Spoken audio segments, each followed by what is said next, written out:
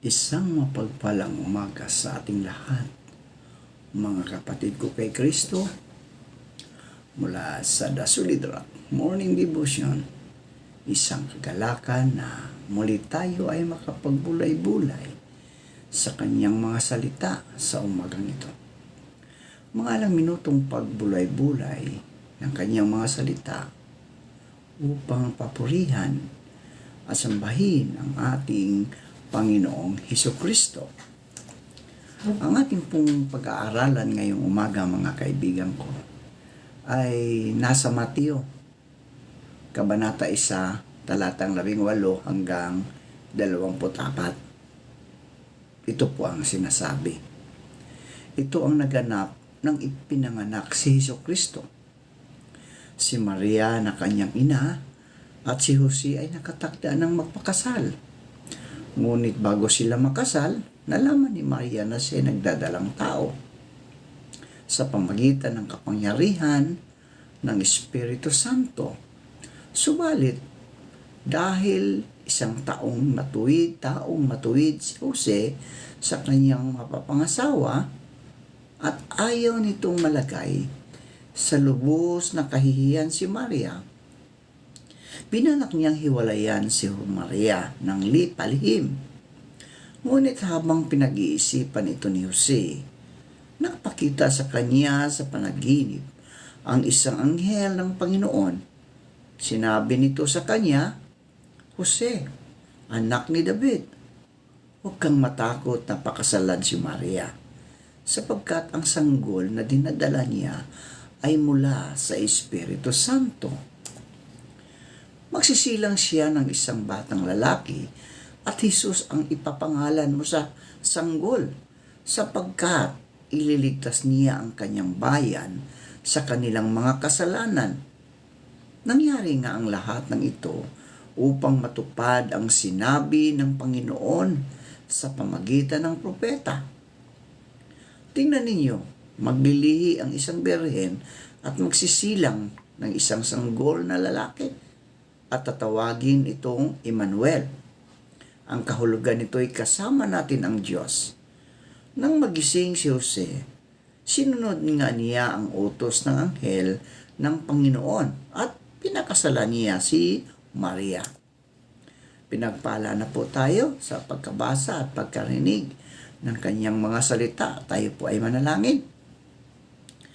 Ama naming Diyos na mapagmahal, muli o Diyos, naririto ang iyong mga anak upang ikaw, Diyos, ay pasalamatan sa ginawa ninyo sa amin, sa aming mga buhay. Maraming salamat, Panginoon, sa magandang gabi na pinagkatiwala niyo sa amin upang kami, o Diyos, ay makapagpahinga ang aming mga katawan. Maraming salamat sa muli mong pag-gising sa amin, sa muli mong pagbibigay ng buhay at ng lakas. Maraming salamat, Panginoon, na wala na pong ulan, wala na pong bagyo. Salamat dahil ikaw ang nagprotekta sa iyong mga anak sa lahat ng mga kalamidad na aming nararanasan, Panginoon. Salamat sa buhay na pinahiram mo sa amin. Kaya, Panginoong Hesus, patuloy ka naming sinasamba, pinupuri, dahil ikaw ang Diyos na patuloy na umiibig sa amin, nagmamahal sa amin, na walang hanggan. Panginoong Hesus, aming itinataas sa inyo ang aming mga kaibigan na nasa banig ng karamdaman. Patuloy niyo po silang abutin, Panginoon. Patuloy mo silang ibalik ang lakas na nawala dahil sa karamdaman. Pagalingin mo po sila, Panginoon. Panginoon, amin ding itinataas sa inyo ang aming mga kaibigan na magsisipasok sa kanilang mga trabaho. Sila po'y ingatan, Panginoon, sa kanilang paglalakbay, pagbabiyahe, patungos sa kanilang mga opisina, Panginoon. Kilayo mo po sila sa anumang mga kapahamakan, sa mga aberya sa kalsada, O Diyos. Bagkus, dalhin mo sila ng maluwalhati sa kanilang mga pinapasukang trabaho, Panginoon. Amin ding inilalapit sa inyo ang aming mga estudyante, O Diyos. Patuloy mo po silang ingatan. Ilayo mo sila sa anumang kapahamakan, sa mga pagsubok sa buhay, sa mga tukso, O Diyos, na patuloy na nasa palibot lang namin, Panginoon. Proteksyonan mo po ang mga estudyante namin ito upang hindi sila mapahamak sa mundong aming ginagalawan. Panginoong Hesus, maraming salamat sa bagong araw na iyong binigay. Ito po ang unang araw ng isang linggo. Lord, salamat dahil patuloy mo kaming binibigyan ng proteksyon sa aming mga buhay. Sa umaga rin ito, patuloy namin itinataas sa inyo ang aming bayan, ang bansang Pilipinas. Pagpalain mo po ang bansang Pilipinas, Panginoon. Bagamat na salimuot ang aming politika, Lord, ikaw po ang siyang nagmaytakda nito. Panginoon, ikaw ang siyang magbibigay ng kapayapaan sa bawat leader namin, Panginoon, na gumawa sila ng tama, Panginoon. Huwag nawa nilang tingnan ang mga personal nilang interes. Bagkus, tingnan nila ang nakakaraming mga Pilipino na nangangailangan ng tulong, Panginoon. Kaya Lord, sa'yo namin ito pinagkatiwala dahil ikaw ang Diyos na mapagmahal sa lahat ng tao, Panginoon. Maraming salamat po. Amin din tinataas sa inyo ang aming mga kaibigan na nagtatrabaho sa ibang bansa. Ang mga OFW, Panginoon. Sila po'y ingatan mo sa ibang bansa. Malayo po sila sa kanilang mga mahal sa buhay. Nagtiis na malayo upang makapaghanap ng magandang buhay para sa kanilang mga pamilya, Panginoon. Lord, ingatan mo sila. Ilayo mo po sila sa mga pagsubok, sa mga tukso, Panginoon. Ikaw ang siyang maghari sa bawat puso ng mga kaibigan namin ito, Panginoon. Amin din inilalapit, Panginoon, ang mga nangyayari sa mundong ito. Kamakailan lang ay nagkaroon na namang ng sigalot ang Thailand at kanilang kaaway, Panginoon. Lord, naway matigil na ang kaguluhan sa mundong ito. Bagamat ito po'y nasulat na sa iyong mga salita na darating ang panahon na ang bawat bansa, kaharian ay maglalaban-laban bago ikaw bumalik dito sa mundong aming ginagalawan. Kaya kami, Panginoon, ay patuloy na naglilingkod at umaasa na ang aming Diyos ay darating anumang oras, Panginoon. Dahil ikaw, ang sabi mo ay babalik ka, Panginoon, upang kunin ang iyong mga anak na patuloy na nagtitiwala, sumampalataya sa iyong pangalan. Maraming salamat po, Panginoon. Lord, maraming salamat sa lahat ng iyong ipinagkaloob mo sa amin. Ingatan mo po kami sa araw na ito. Sa anumang aming hawakan, gagawin, pagpalain mo po kami, Panginoon. Maraming salamat po. Sa pangalan ni Jesucristo na aming Diyos at tagapagligtas. Amen. Ang ating pag-aaralan ngayon, mga kaibigan, ay tungkol sa kaarawan ni Jesus, no? The birth of Jesus. Ang kapanganakan ni Jesucristo ay isang malalim, no? Isang malalim na kaganapan sa Kristiyanong teolohiya na kumakatawan sa pag-ibig ng Diyos para sa sangkatauhan at ang simula ng ating kaligtasan. Sinasagisag nito ang pag-asa, no? Pag-asa, kapayapaan, at ang paghahayag ng karakter ng Diyos. Particular ang kanyang pag-ibig, mga kaibigan, no? Sa pamagitan ng regalo ng kanyang anak.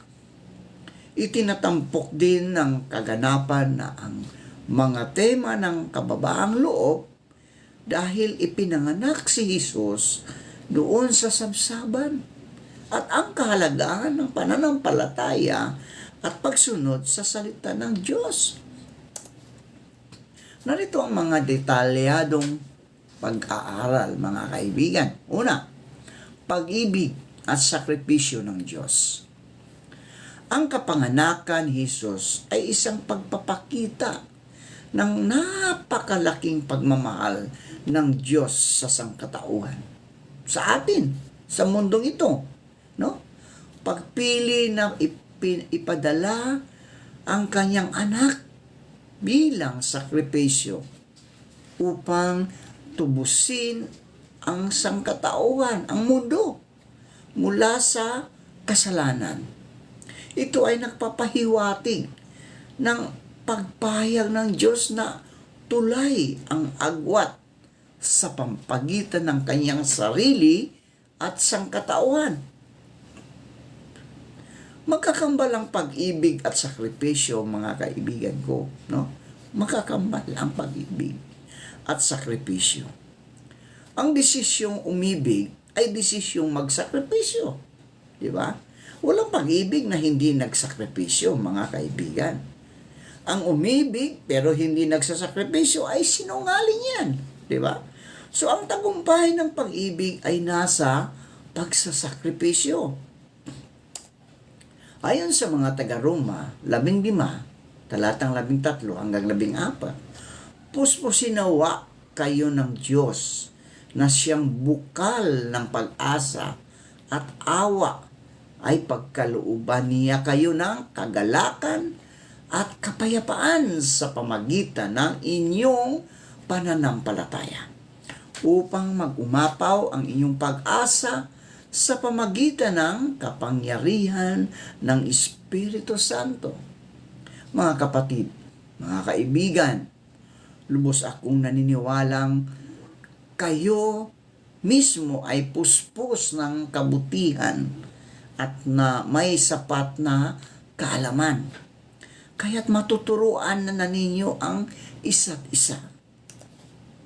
Ang pangalawa, pag-asa at kapayapaan. Ang kapanganakan ni Jesus ay pinagmumulan ng pag-asa at kapayapaan.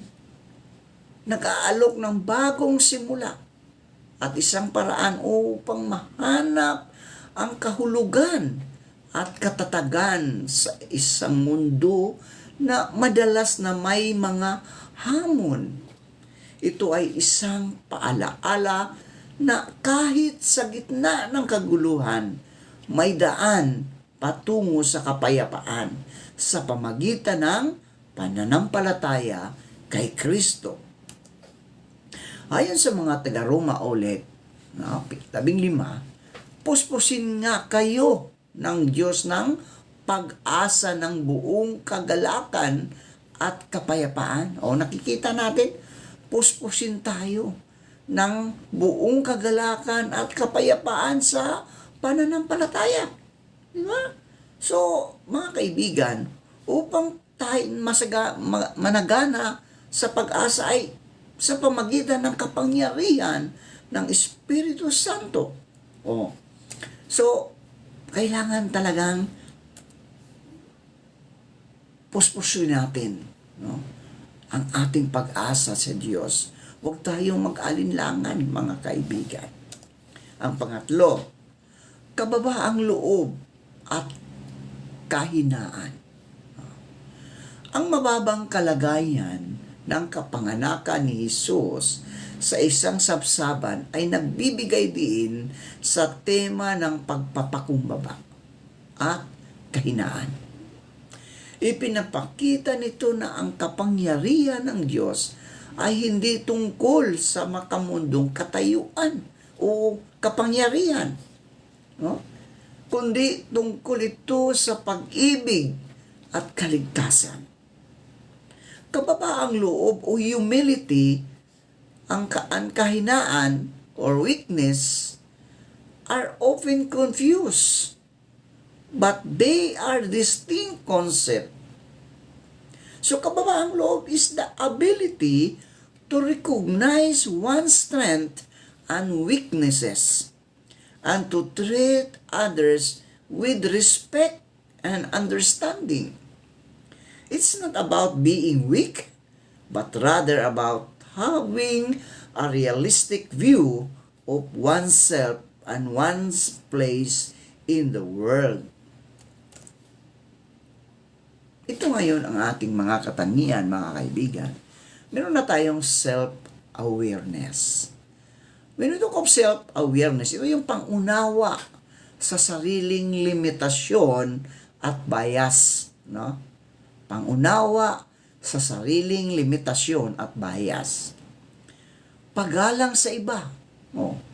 Magalang tayo sa iba, mga kaibigan.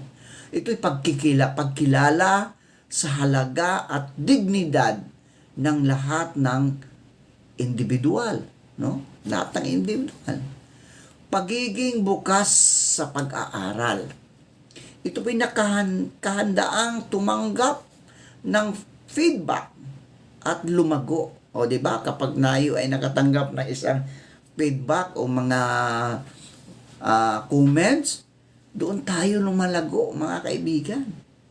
Kahinhinan, hindi pagmamayabang o pagmamalabis sa mga nagawa ng isang tao.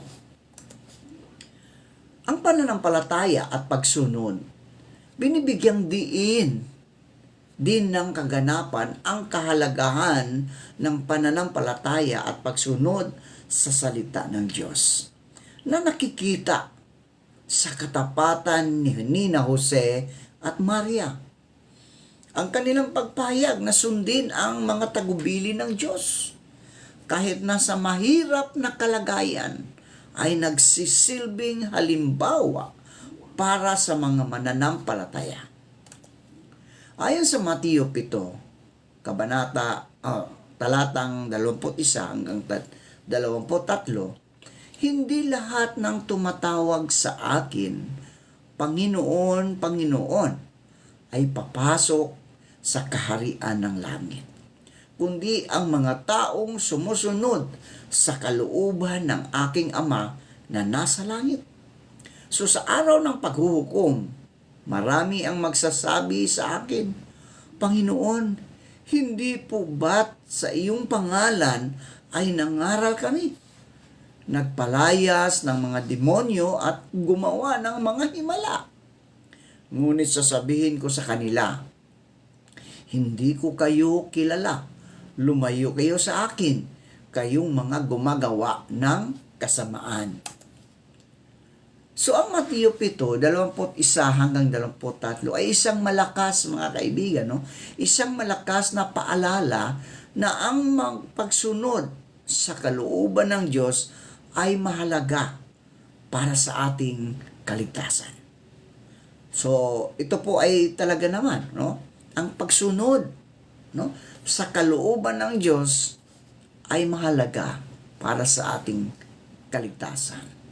So, ang tunay na pananampalataya ay hindi lamang isang pag-angkin, no?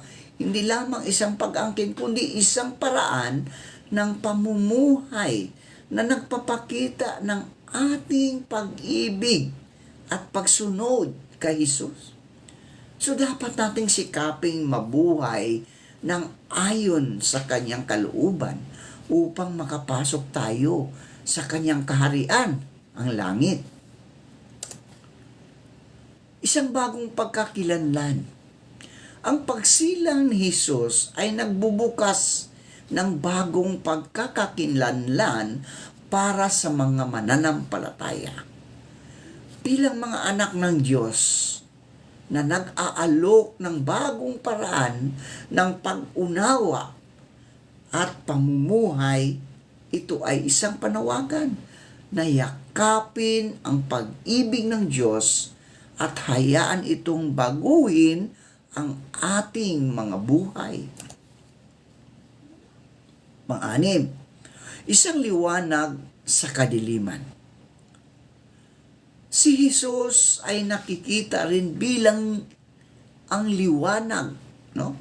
Bilang ang liwanag na nagniningning sa kadiliman, na nag-aalok ng patnubay at pag-asa sa isang mundo na kadalasang puno ng takot at pagkabalisa. Ang liwanag na ito ay magagamit sa mga tumatanggap kay Jesus at yumakyakap sa kanyang mga turo.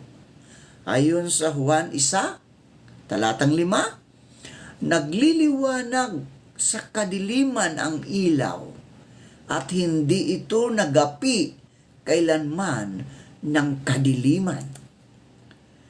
Mga kaibigan, mga kapatid ko kay Kristo, minsan sa ating buhay, marami tayong sinasabing akala. Akala ko ganun, ganito, ganyan. Napapaisip tayo na wala akong purpose sa mundong ito. Like sasabihin natin, sino nga ba ako? Ba't ba ako nabubuhay dito? Etc. Kaya nakakapag-isip tayo ng masama at nababalo tayo sa isang madilim na akala natin ay hindi na ito magliliwanag or magkakaroon ng mga solusyon.